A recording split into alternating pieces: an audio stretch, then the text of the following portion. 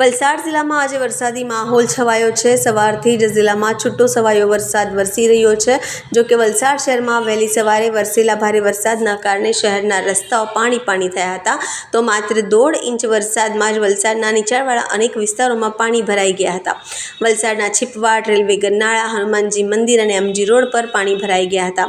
રસ્તા પર ભરેલા પાણીના કારણે વહેલી સવારે વાહન ચાલકો અને રાહદારીઓ પરેશાન થયા હતા। આજે વલસાડ જિલ્લામાં ભારે વરસાદની હવામાન વિભાગની આગાહી છે। પરિણામે સવારથી જ જિલ્લાના તમામ તાલુકાઓમાં છૂટોછવાયો વરસાદ વરસી રહ્યો છે। જો કે વલસાડ શહેરમાં વરસેલા 1.5 ઇંચ વરસાદના કારણે વહેલી સવારે જનજીવન પ્રભાવિત થયું હતું।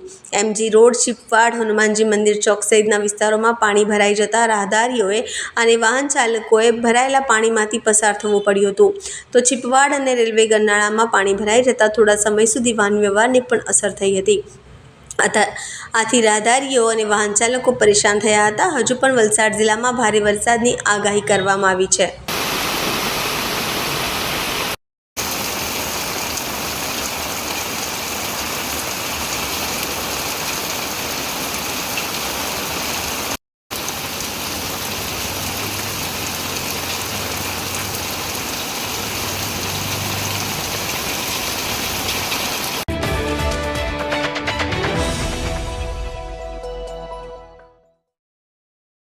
વલસાડ શહેરમાં આજે સવારે વરસેલા ભારે વરસાદના કારણે થોડા સમયમાં જ વલસાડના અનેક વિસ્તારોમાં પાણી ભરાયા, તો નીચાણવાળા વિસ્તારમાં કેટલીક સોસાયટીઓમાં પણ પાણી ભરાઈ જવા કારણે લોકોને પરેશાનીનો સામનો કરવો પડ્યો હતો। વહેલી સવારે વરસેલા ભારે વરસાદમાં વલસાડના છેવાડે આવેલ નનકવાડા વિસ્તારની શાંતિવન એપાર્ટમેન્ટ સોસાયટીમાં પાણી ભરાઈ ગયું હતું, તો બાજુમાં આવેલ મિશન કોલોની વિસ્તારમાં આવેલ સફાયર એપાર્ટમેન્ટમાં પણ પાણી ભરાઈ ગયું હતું। આથી લોકોના ઘરોમાં પણ પાણી ઘૂસ્યું હતું। આ સોસાયટી નીચાણવાળા વિસ્તારમાં હોવાથી દર વખતે ભારે વરસાદના કારણે અહીં પાણી ભરાવાની સમસ્યા સર્જાય છે। આથી વલસાડ નગરપાલિકા દ્વારા પાણી નિકાલ માટે આ વિસ્તારમાં મોટર લગાવવામાં આવી છે। જો કે આજે વહેલી સવારે વરસેલા ભારે વરસાદ વખતે જ મોટર ખોવાઈ ગઈ હતી। આથી સોસાયટીમાં પાણી ભરાઈ ગયું હતું।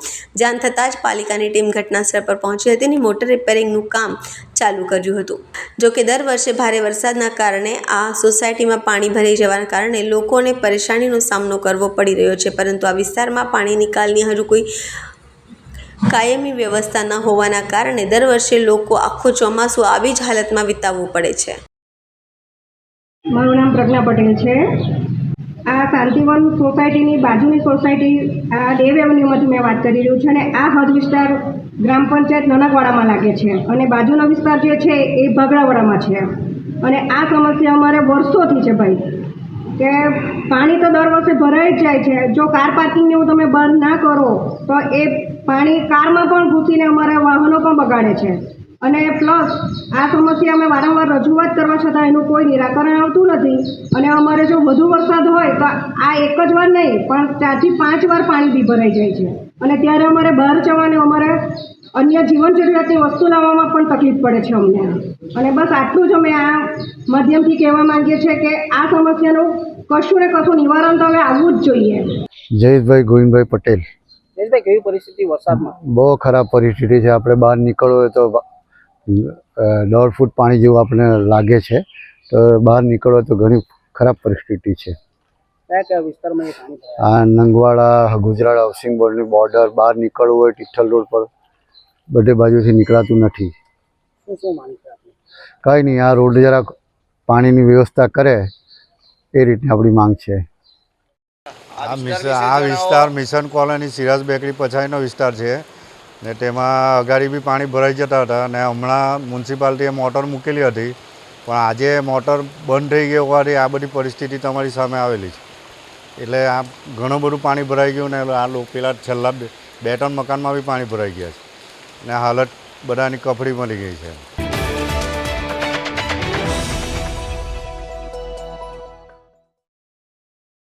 વલસાડ જિલ્લાએ આજે વહેલી સવારથી જ વરસાદી માહોલ છવાયો છે। વલસાડ શહેરમાં ભારે વરસાદના કારણે રસ્તાઓ પાણી થયા હતા, તો શહેર નજીકથી પસાર થતા અમદાવાદ મુંબઈ નેશનલ હાઈવે પર પણ ભારે વરસાદના કારણે અસર થઈ હતી। વલસાડ નજીક અમદાવાદ મુંબઈ નેશનલ હાઈવેના ઓવરબ્રિજના સર્વિસ રોડ પર પાણી ભરાઈ ગયું હતું. આથી વાહન ચાલકો અને રાહદારીઓએ પરેશાનીનો સામનો કરવો પડ્યો હતો. દર વખતે ભારે વરસાદ અને હાઈવેના આ સર્વિસ રોડ પર પાણી ભરાઈ જાય છે. આથી કલાકો સુધી વાહન ચાલકો અને રાહદારીઓએ પરેશાનીનો સામનો કરવો પડે છે. આજે પણ 1.5 ઇંચ વરસાદમાં જ હાઈવેનો સર્વિસ રોડ પાણી થઈ ગયો હતો.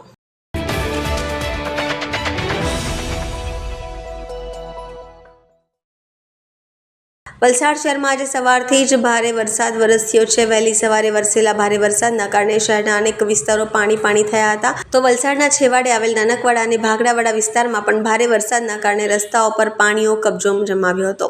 ગામના જાહેર રસ્તાઓ પર પાણી ભરાઈ જતા વાહન ચાલકો અને રાહદારીઓએ પરેશાનીનો સામનો કરવો પડ્યો હતો. આજે વલસાડ જિલ્લામાં ભારે વરસાદની આગાહી હતી. આથી સવારથી જ જિલ્લામાં વરસાદ વરસી રહ્યો છે. જોકે વલસાડ શહેર અને આસપાસના વિસ્તારમાં ભારે વરસાદના કારણે સવારથી જ જનજીવન પ્રભાવિત થયું હતું. રસ્તા પર ભરાઈ ગયેલા પાણીમાંથી પસાર થવાના કારણે કેટલાક વાહનો પણ ખોટવાઈ ગયા હતા.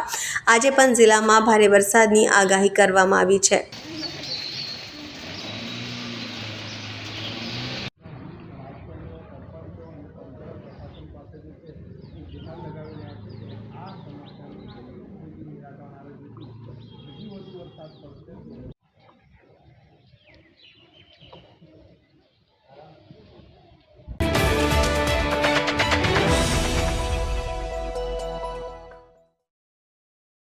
વલસાડના એસટી ડેપોમાં ઘટના બની છે. એસટી ડેપોમાં પાર્ક કરેલ પિકઅપ ટેમ્પોની હેન્ડબ્રેક બાળક દ્વારા ઉતારી દેવાતા ટેમ્પોનું અકસ્માત થયું.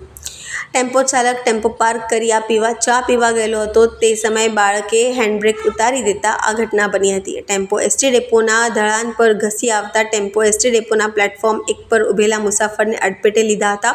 એક મુસાફરને ગંભીર ઈજા પહોંચતા સારવાર અર્થે 108 મારફતે હોસ્પિટલ ખસેડવામાં આવ્યું. આ સમગ્ર ઘટના ડેપોના સીસીટીવીમાં કેદ થઈ ચૂકી છે.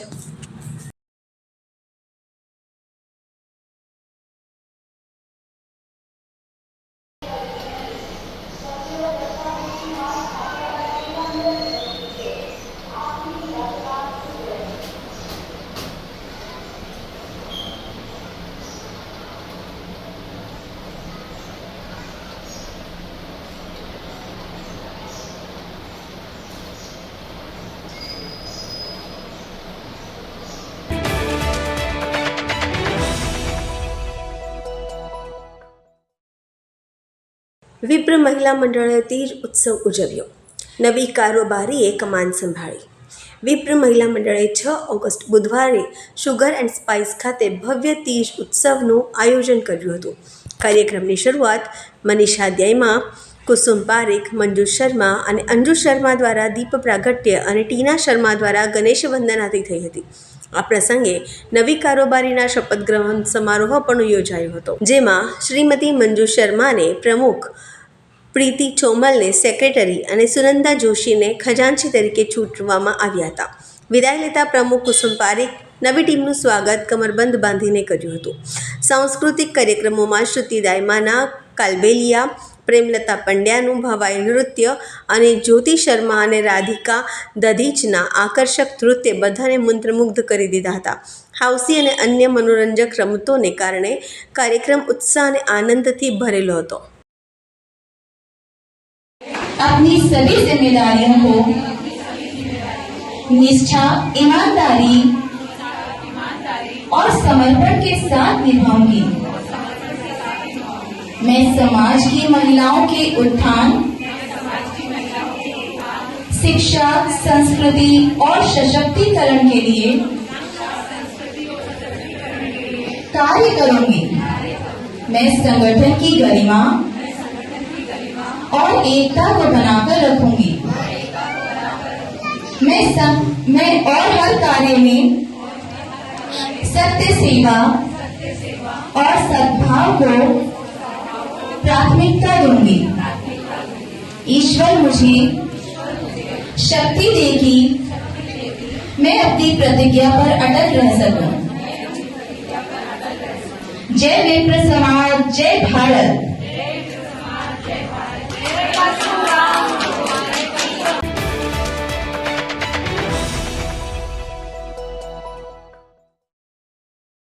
આજે વિશ્વ આદિવાસી દિવસના શુભ પ્રસંગે દમણ અને દીવના માનનીય સાંસદ શ્રી ઉમેદભાઈ પટેલજીએ આદિવાસી સમાજના પીડિત પરિવારને મળ્યા અને તેમનું દુઃખ શેર કર્યું અને આદિવાસી સમાજના વિવિધ કાર્યક્રમોમાં પણ ભાગ લીધો.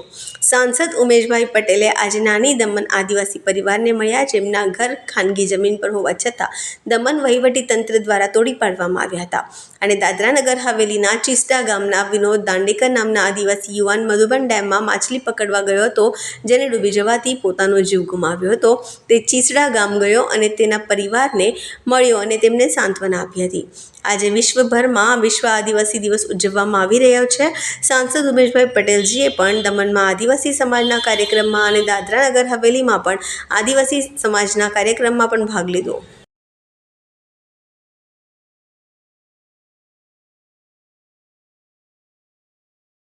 બોલાવો. આપણો ઉદ્દેશ શું હોવો જોઈએ? આપણા સમાજનો વિકાસ. આજે દીવભાઈ કહી રહ્યા છે કે આજે રક્ષાબંધન છે, પણ હું પૂછવા માંગુ છું, સમાજથી મોટો કોઈ તહેવાર નથી. સમાજ જ આપણા માટે સર્વોપરી છે. શું સમાજની દરેક બહેનો, સમાજના દરેક ભાઈઓ એક સ્થળ ઉપર ભેગા નહીં થઈ શકે? શું સમાજમાં બધા ભેગા થઈને એકબીજાને રાખડી નહીં બાંધી શકે? સમાજને જાણો, સમાજની શક્તિને પહેચાનો અને શક્તિ સાથે સાથે એકજૂટ થાઓ. આજે શું થઈ રહ્યું છે? આજે પોલિટિકલ પાર્ટીના આપણે સત્તા બની રહ્યા છે. આપણો સમાજ રાજનીતિના લોકો માટે ફાયદામાં લાગી રહ્યો છે, જ્યારે ઉલટું થવું જોઈએ. પાર્ટી સમાજના ઉદ્ધાર માટે છે, લોકો પાર્ટીના ઉદ્ધાર માટે નથી. આ પાર્ટી શું છે? પાર્ટી એ પ્લેટફોર્મ છે આપણા સમાજનો ઉદ્ધાર કરવાનો. પણ આપણે બદકિસ્મતી છે કે આપણે લોકો આપણા લોકોનો ઉપયોગ પાર્ટી માટે કરી રહ્યા છે. હું તમને કઈ વાત કહેવા માંગુ છું, ભેગા થાઓ. એવો વાત ખરેખર સરસ વાત કરી. બીજા ઉપર કેટલા વર્ષ આપણે પરોલમ મેળવવાના, બીજા પર આધારિત રહેવાના. આપણા સમાજનું અસ્તિત્વ કે છે. આજે પટેલ સમાજ પર તમારા સમાજની મોટામાં મોટી જનસંખ્યા છે. આમ જોવા જાય તો અમે પણ આદિવાસી જ છીએ, મૂળભૂત બધા આદિવાસી જ છે અને મૂળ આદિવાસીમાંથી બધી જાત અને ધર્મ બન્યા છે. હું તમને વિશ્વાસ અપાવું છું, હું ઉમેશ પટેલ ભગવાનની સાક્ષી રાખીને તમને કહું, તમે તમારા ઉમેદવારને ઉતારો, કારણ કે રાજનીતિમાં પણ આપણી ભાગીદારી હશે તો જ આપણો અવાજ સંભળાશે. હું તમને કહું કે તમે કોઈ બી પાર્ટીમાંથી ઉભી રહી જાઓ, અગર સમાજ કહેશે કે આ વ્યક્તિ છે, તો હું તમને અધિક વચન આપું છું કે તે વ્યક્તિ માટે હું સમાજ માટે તે માણસનો પ્રચાર કરવા પણ આવીશ અને તેમને બળ પણ અપાવીશ. આટલો મોટો સમાજ આપણે પ્રતિનિધિત્વ ન મળે. આજે આપણે ભીખ માંગવું પડે. આપણા સમાજના સંગઠનને જાગવાની જરૂર છે અને સમાજનું સંગઠન શા માટે છે એ સમજવાની જરૂર છે. આ બધા કાર્યક્રમ કરવા માટે સમાજનું સંગઠન નથી. સમાજના લોકોના હક અને અધિકારની રક્ષા માટે આ સમાજનું નિર્માણ થાય છે. પણ મેં દુઃખ સાથે કહેવું પડે કે જ્યારે કોઈ સમાજનો માણસ પીડિત થાય, દુઃખી થાય, ત્યારે આપણું સમાજનું સંગઠન હમણાં વાત કરું છું દેવતામાં. આપણા સમાજના લોકો 50 વર્ષથી લોકો રહેતા હતા, તેમના ઘરો ઉઠી ગયા. હું પૂછવા માંગુ, સમાજના લોકો ત્યાં ગયા, તેમને પૂછ્યું તમને શું મદદની જરૂર છે? કોઈ પૂછ્યું? તો શું જરૂર છે સમાજના સંગઠનની? ત્યારે માણસ તકલીફમાં હોય, પીડામાં હોય અને ત્યારે જો સમાજના વ્યક્તિઓ તેમના વચ્ચે ઉભા ના રહેતા હોય, એવા સંગઠનની શું કરવાનું? શું રાજનીતિમાં આપણો ફાયદો માટે સંગઠન બનાવવાના? પણ તમને કહેવા માંગુ છું, એના માટે મેં પણ સુપ્રીમ કોર્ટમાં સોમવારે પિટિશન નાખવાનું.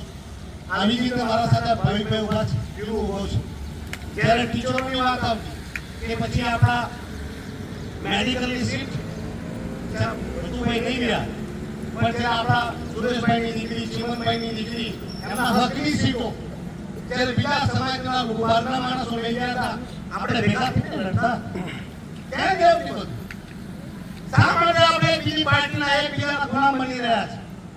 શા માટે લડી રહ્યા છે?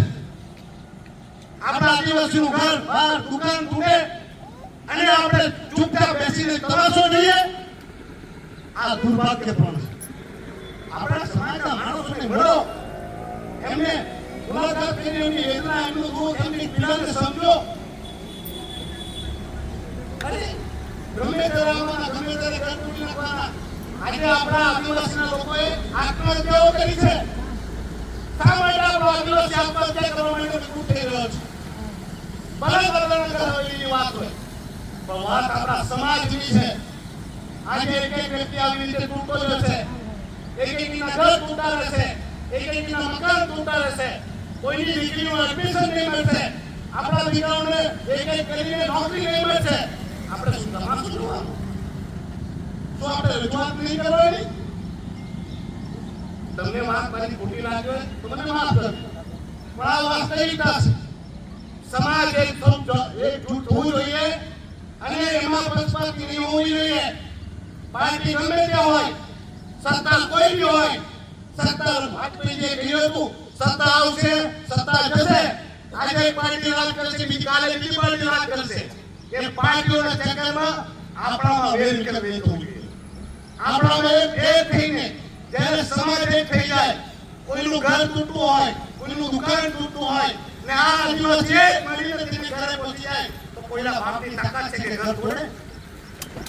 પ્રસંગો આવશે, વાર આવશે, તહેવાર આવશે, પણ જ્યારે સમાજની વાત આવે ત્યારે વાર તહેવારને ભૂલીને સમાજ માટે ખાઓ. અને જ્યારે પણ તમને મારી જરૂર પડે, વાત અગ્નિદેવની, સૂર્યની અને સમસ્ત દેવી દેવતાઓની કસમ ખાઈને કહું છું, તમારા માટે મરવા પડ્યો, 1 મિનિટ પણ ડકાઈશ નહીં, તમારા માટે મારી જાન પણ આપી દઈશ. બસ આ કહેવાનો વરસાદ છે, તહેવાર છે, પણ તમને ફરી આ બધી શુભકામનાઓ સાથે વિનંતી છે કે સમાજને તૂટવા નહીં દેતા. સમાજમાં જ્યારે કોઈને દુઃખ આવે, તકલીફ આવે, ત્યારે બધા એક સાથે મળજો અને સાથ અને સહકાર આપો. ધન્યવાદ.